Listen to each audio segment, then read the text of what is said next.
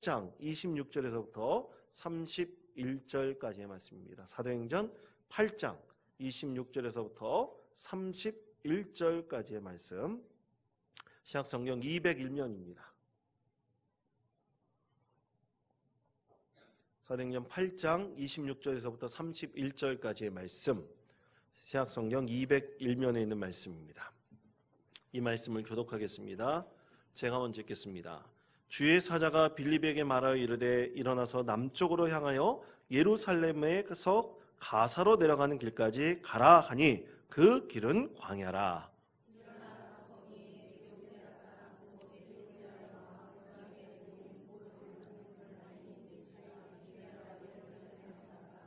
돌아가는데 수레를 타고 선지자 이사야의 글을 읽더라.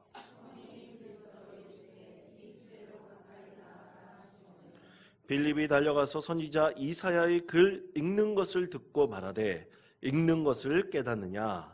대답하되 지도에 주는 사람이 없으니 어찌 깨달을 수 있느냐 하고 빌립을 청하여 수레에 올라 같이 앉으라 하니라. 아멘. 자, 여러분, 우리는 하나님의 계획하심에 대해서 우리가 좀 더 신학적인 용어로 말할 때 하나님의 예정이라고 말을 합니다. 여러분, 예정이라는 단어는요, 이제 원어로 그 헬라어로 말한다면 프로 오리사스라는 그런 단어를 씁니다. 영어로 본다면 프로가 앞이란 뜻이에요. 미리란 뜻이고 오리사스는 결정이라는 뜻을 가지고 있습니다. 그러니까 두 개를 합치면 무슨 뜻이에요? 미리 결정했다라는 뜻을 가지고 있죠. 프리 오리사스. 그것이 예정이라는 뜻을 가지고 있습니다. 근데 여러분, 하나님께서는 우리의 삶에 대해서 미리 예정해 놓으신 것이 분명히 있다고 하나님께서는 우리에게 말씀을 하셨죠. 근데 여러분, 우리가 믿는 이 그리스도인, 이 기독교는 특히 이제 개신교나 특별히 우리가 교단에 소속되어 있는 장로교단은요, 이 예정에 대해서 이중 예정이라는 말을 사용을 합니다. 그냥 예정론이란 말을 하지 않고 보통 이중 예정이란 말을 종종 사용하기도 합니다. 그럼 이중 예정이라는 것이 무슨 뜻인가? 여러분, 한번 물어볼게요. 여러분은 하나님의 은혜로 선택받은 하나님의 자녀가 되었습니까? 믿음의 확신이 없으십니까? 예. 하나님께서는 창세전부터 우리를 예정해 놓으셨다. 하나님의 자녀로 삼아주셔서 구원의 은혜를 베풀어 주셨다. 성경 우리에게 분명하게 말씀하고 있습니다. 그러니까 사실 하나님께서는 모든 사람들이 예수 믿고 구원받기를 원하는 것이 하나님의 뜻입니다. 그것이 하나님의 선택, 예정하심이죠. 하나의 예정이 있잖아요. 하나님께서 우리를 그렇게 선택하셔서 구원받게 해주시기를 원하셨는데, 근데 문제가 있어요. 또 하나의 선택이 있습니다. 그것은 뭐냐면 우리가 원죄가 있지 않습니까? 인간들이 창조된 이후에 하나님 앞에 그 사단의 유혹에 의해서 인간이 죄를 지어서 원죄가 있고 또 스스로 짓는 우리의 죄가 있어요. 그래서 이 원죄나 스스로 짓는 죄 때문에 하나님께서는 우리 모든 사람들이 구원받기를 원하는 그런 선택을 하셨지만 또 하나의 선택, 사람이 그 구원을 이루기 위한 하나의 선택을 위해서 하나님께서는 그냥 내버려 두셨다. 그런 또 하나의 그 예정이 있습니다. 그냥 내버려 두신 거예요. 그것에 대해서 신학적으로는 유기라는 말을 사용합니다. 여러분 따라해 주시기 바랍니다. 유기. 유기는 뭐예요? 그냥 내버려 뒀다는 뜻입니다. 버려두었다는 뜻이에요. 하나님께서 사랑하셔서 분명히 선택하셔서 그 영혼을 구원받기를 원하시지만 죄 가운데에서 우리가 반드시 하나님의 구원의 은혜를 선택하여서 또 하나님 뜻을 받들고 하나님의 자녀가 되어서 꼭 구원을 이루라는 그 유기. 그래서 선택과 유기 두 가지를 합쳐서 이중 예정이라고 합니다. 그렇게 우리에는 두 가지 이 예정의 길이 놓여져 있는 것이죠. 하나는 분명히 선택해서 구원을 이룰 수 있고, 그렇지 않으면 우리가 유기, 내버려 둔 상태에서 언젠가 하나님께서 그를 통해 구원을 이루실 것이다 하는 그런 예정이 있는 것이죠. 자, 이렇게 두 가지 선택과 유기의 아주 절묘하고 신비로운 조화로 인해서 하나님께서는 우리에게 은혜를 베풀어 주시고 또 모든 사람들이 구원받기를 하나님께서는 간절히 원하고 계십니다. 자, 그렇다면 여기 한 가지 의문이 생겨요. 그리고 뭐냐면 우리에게 일어나는 모든 일들이 과연 이런 이중 예정에 의해서 이루어지는 것인가 라는 의문을 가질 수가 있어요. 예를 들어서 어떤 한 사람이 결혼하려고 합니다. 결혼하려고 하는데 그 말이 있잖아요. 집신도 짝이 있다. 여러분 맞습니까? 틀립니까? 맞아요? 틀려요? 이 말은 맞을 수도 있고 틀릴 수도 있는 거예요. 그런데 자, 그렇다면 모든 사람들이 결혼한다고 예정되어져 있는데 어떤 사람은 결혼한 사람도 있지만 또 결혼을 안 하는 사람도 있잖아요. 또 그리고 결혼하고 난 다음에도 여러 가지 이 다툼으로 인해서 부부관계를 끊는 그런 사람들도 있습니다. 또 그리고 우리 자녀들이 정말로 하나님의 자녀가 되기를 간절히 기도하고 믿음 안에서 우리 자녀들이 자라나기 원하지만 결국에 자녀들이 커서 자신의 인생을 선택할 때 신앙도 선택하게 되어 있어요. 근데 우리는 이 자녀들이 진짜 믿음의 선택을 하기를 원하죠. 그렇지만 선택이 주어졌을 때 이 자녀들은 우리 부모의 소망과는 정반대로 이 믿음을 선택할 수도 있다는 것입니다. 그렇다면 이 믿음을 떠나는 것이 과연 합당한 것인가? 하나님의 예정이 과연 맞게 이루어지는 것인가? 우리는 그것에 대해서 의문을 가질 수가 있는 거죠. 이런 여러 가지 복잡한 질문을 중에서 이 이중 예정의 신비롭고 조화로운 하나님의 은혜가 반드시 우리 가운데 나타날 것이고 또 우리는 그것을 분명히 이해할 수가 있습니다. 여러분 잘 생각해 보십시오. 여러분 잘 생각해 보세요. 여러분 우리가 아까 그 결혼한 사람의 예를 들었는데 참 은혜로 하나님께 기도하면서 하나님 저에게 좋은 배우를 잘 주십시오. 하나님께서 집심도 짝이 있다 그랬으니까 분명히 좋은 배우자를 만나게 해주셔서 믿음의 가정을 이루게 해주실 것이다 하고 믿습니다. 다 이렇게 기도한단 말입니다. 여러분 그 가운데 하나님께서 분명히 그 자매든 형제든 간에 믿음의 가정을 분명히 이루실 거예요. 그래서 하나님의 예정하심입니다. 그렇죠. 여기까지 이해가 되시죠? 그런데 이 자매든 형제든 만나질 않아요. 하늘을 봐야 별을 따는데 아예 만나지를 않고 노력을 하지도 않아요. 그래서 이런 조건에 안 맞다. 저런 조건에 안 맞다. 이것이 싫다. 저것이 싫다. 막 그러면서 아무런 노력을 하지도 않고 만나지 않아요. 자, 그렇다면 여러분, 그렇다면 하나님께서 이 가정을 이루어 주시기를 원하는 하나님의 예정하심이 과연 이루어질 수 있겠습니까? 이루어질 수 없습니까? 당연히 이루어질 수 없는 거죠. 그냥 하나님께서 내버려 두지만 그 사람의 선택에 의해서 하나님의 예정은 반드시 이루어질 수가 있는 거예요. 그렇게 유기되고 있는 겁니다. 뒤로 물러나지고 있는 것이죠. 반드시 하나님께서는 하나님의 뜻을 이루시고 하나님의 예정하심, 하나님의 계획하심이 이루어진다고 할 때 반드시 우리의 선택과 우리의 노력 또 우리의 순종을 필요로 합니다. 만약 이것이 없다면 결코 하나님의 예정은 이루어질 수가 없고 마냥 뒤로 미뤄질 수밖에 없는 겁니다. 자, 이렇게 노력해야 하나님 그림의 계획하심과 예정하심이 반드시 이루어질 수 있는 것입니다. 자, 오늘 말씀 보십시오. 오늘 말씀은 이 우연이라는 이름을 통해서 하나님의 예정하심이, 계획하심이 이루어지는 것을 나타내고 있는 하나님의 말씀입니다. 여러분 26절 말씀해 보십시오. 26절 말씀 우리 다 같이 한 목소리로 봉독하겠습니다. 시작. 주의 사자가 빌립에게 말하여 이르되 일어나서 남쪽으로 향하여 예루살렘에 가서 가라 하니 그 길은 광야라. 아멘. 예루살렘에서 가사로 내려가는 길까지 가라 하니 그 길은 광야라 라고 말씀하고 있습니다. 여러분, 이 말이 참 좀 아이러니한 말인데요. 말씀인데요. 여러분, 25절 말씀, 그 우리가 읽지 않은 그 앞에 있는 25절 말씀, 그 말씀에 보면 이 사도 베드로와 요한이 사마리아와에서 복음을 증거하지 않습니까?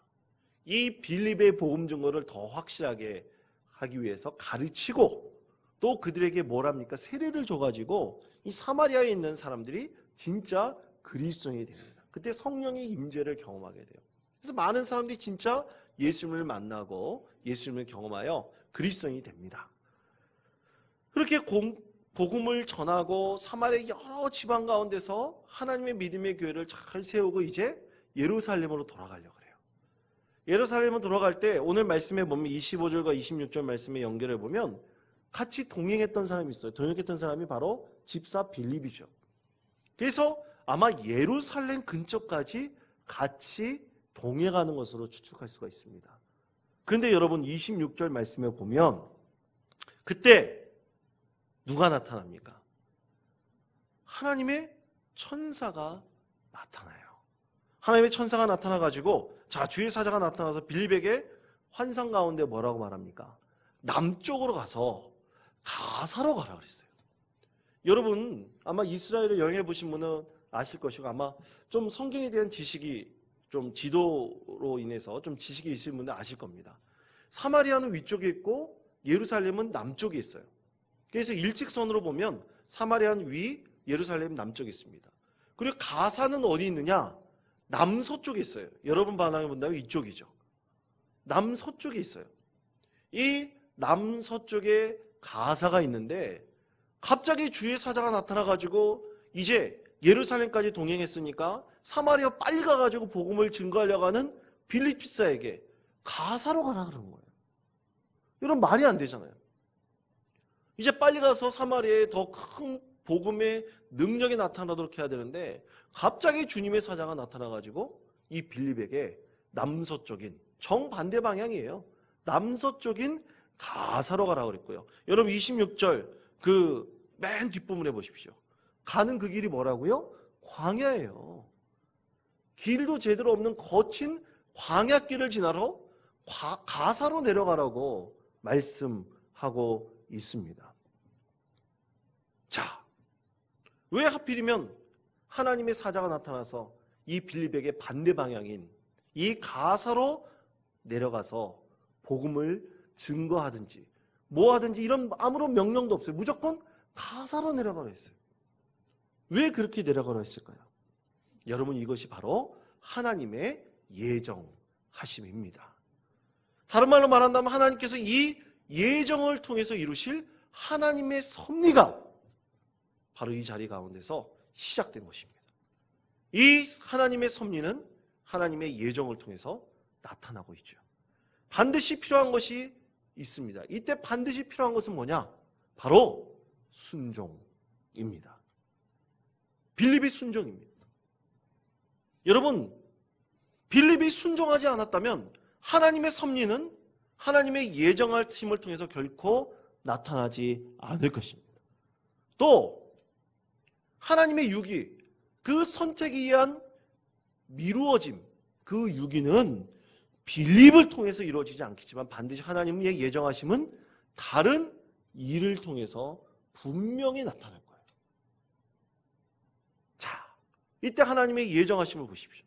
이제 북쪽으로 가려는 빌립에게 갑자기 남서쪽으로 가라고, 가사로 가라고 얘기했을 때, 그때 이 빌립이 순종했을 때 어떤 우연을 가정한 기적적인 일이 일어나는지 여러분 오늘 말씀을 통해서 확인해 보시길 바랍니다.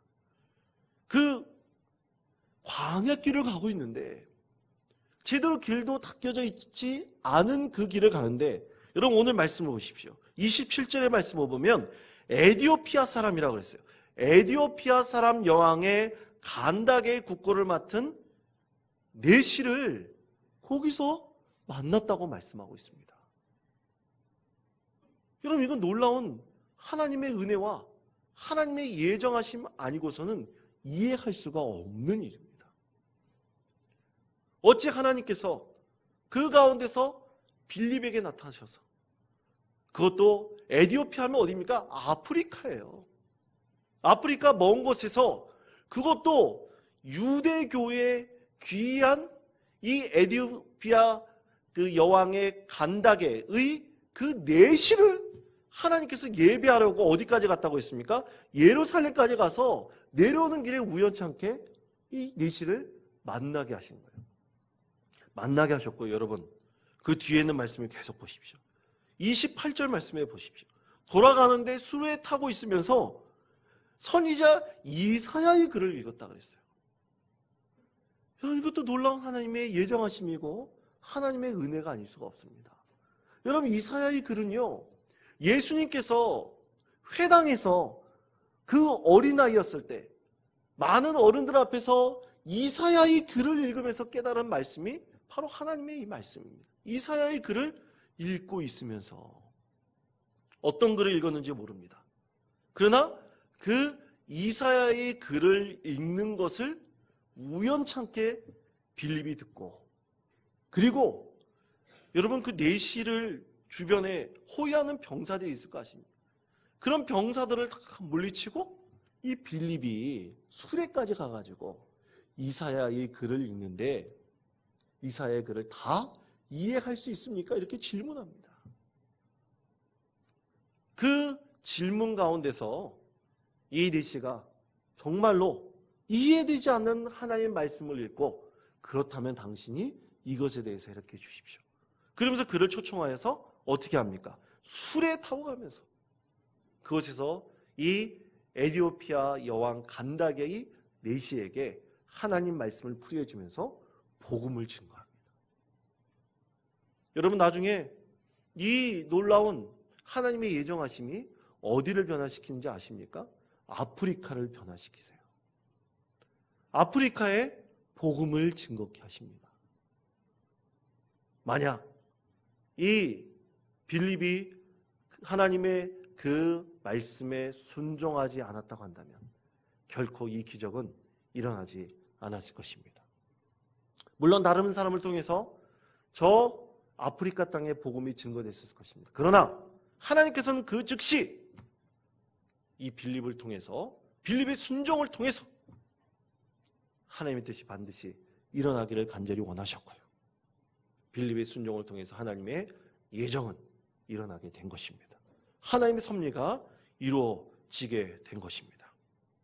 그러므로 사랑하는 성도 여러분, 하나님께서는 우리를 예정해 놓으셔서, 우리를 선택하셔서 하나님의 자녀로 여러분을 먼저 부르셨고, 또 여러분의 진정한 순종과 하나님의 뜻을 이루기를 원하는 간절한 소망을 통해서 하나님께서는 하나님 나라를 이루어 가실 것이라고 믿습니다.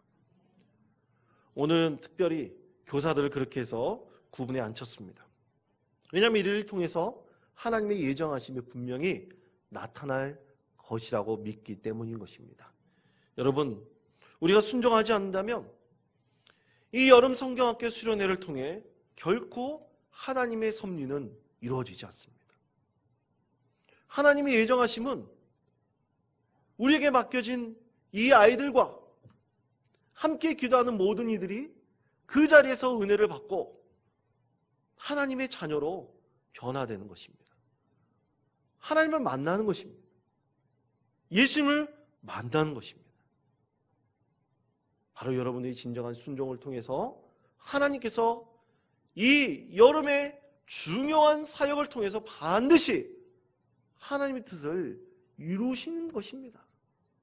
그 영혼 구원받기를 원하는 하나님의 예정하심이 반드시 이루어지는 것입니다. 그렇지 않다면 그 영혼에 대한 구원은 유기되는 것이죠. 뒤로 미뤄지는 것이죠. 하나님은 바로 여러분의 순종을 통해서 하나님의 뜻을 이루기를 간절히 원하고 계십니다. 얼마 전 제가 메일을 하나 받았는데요, 저가 아주 두터운 친분관계의 한 지인을 통해서 온 메일입니다. 그 메일을 읽어보니까 이 현 시대의 기독교 교육, 그것에 대한 문제점에 대해서 앞으로 정말 시급한 이 교회 교육과 이 교회의 앞으로 미래의 사역에 대해서 써놓은 글이었었는데 제가 참 그 글을 읽으면서 공감이 많이 되었습니다. 여러분, 글의 내용은 이런 것이었어요. 여러분, 오늘날 이 시대를 3차 혁명 시대라고 말합니까? 4차 혁명의 시대라고 말합니까? 4차 혁명의 시대라고 말을 합니다. 이 4차 혁명의 시대 우리 잘 몰라요. 어떤 개념 지어진 것도 별로 없습니다. 근데 이런 4차 혁명의 시기에 이 참으로 변화무쌍한 시기에 우리는 아이들에게 복음을 증거해야 됩니다. 어떻게 아이들에게 가르칠 것인가? 이것에 대한 내용이었어요. 이 4차 산업혁명 시대에 오늘날 나타나는 현상은 여러분 혼밥 시대라고 합니다. 혼밥. 혼밥이 뭔지 아시죠? 혼자 밥 먹는 거예요. 저도 혼자 밥 잘 먹습니다. 여러분, 근데 많은 청년들이요, 이 시대의 혼밥에 익숙해져 있습니다. 왜냐? 문화가 그렇게 만들어가는 거죠. 혼자 먹는 것이 이제는 아주 자연스러운 문화로 정착되기 시작을 했습니다. 자기 혼자가 가장 중요한 시대예요. 혼자 여행하는 것도 중요합니다. 자기 혼자, 자기 나름대로의 생각과 그리고 사고를 가지고 살아가는 것, 이것이 이 오늘날 이 시대의 가장 중요한 화두가 되었어요. 그래서 모든 문화적이고 모든 우리가 사용하는 스마트폰이나 이런 모든 것들이 혼자 지내고 혼자 살기 아주 최적화된 것으로 나타나고 있습니다. 예를 들어서 여러분 소셜미디어 SNS를 보십시오. 사람들은요, SNS를 통해서 소통할 수 있다고 생각을 합니다. 물론 소통이 되죠. 그러나 이것은 인격적인 참 만남은 아닙니다. 사회적으로 이 소셜미디어를 통해서 어떤 사회적인 생태계의 관계를 이루도록 만들어가지만 우리는 그 안에서 진정한 인격적인 만남을 가질 수가 없어요. 그냥 피상적이고 어떤 도구가 매개체가 돼가야죠. 그래서 그냥 인간들끼리 피상적인 관계를 만들 수 있어요. 왜 피상적인 관계가 되느냐? 자기의 들키고 싶지 않은 것은 안 들킬 수 있거든요. 철저하게 막을 수가 있거든요. 그래서 혼밥이 유행하고 혼자 무엇을 한다? 혼자 살아간다는 것이 유행하게 되어 있는 것입니다. 그렇지만 그 가운데 절대적인 고독과 인간의 소외 현상은 더 가중될 뿐이고 막을 수가 없는 것입니다. 그래도 사람들이 그렇게 생각합니다. 아, 예배도 그렇게 할 수 있다고 생각을 해요.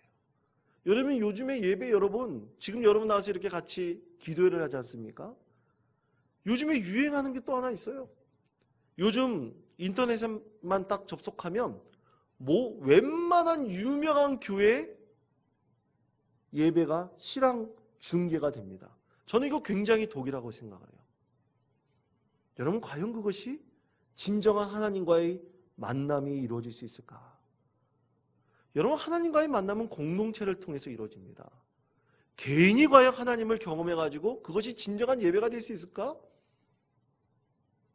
과연 그럴 수 있을까요? 혼자는 가능하다고 생각할지 모르지만 그것도 더욱더 하나님과의 단절뿐만 아니라 인간의 고독과 소외 현상을 더욱더 가중시킬 뿐입니다. 여러분, 만나면 철저히 인격적인 만남이 되어야 됩니다. 하나님과의 인격적인 만남, 그것은 사람들과의 신앙의 형제 자매들과의 인격적인 만남을 통해서 우리는 참된 하나님을 만나고 경험할 수가 있는 겁니다.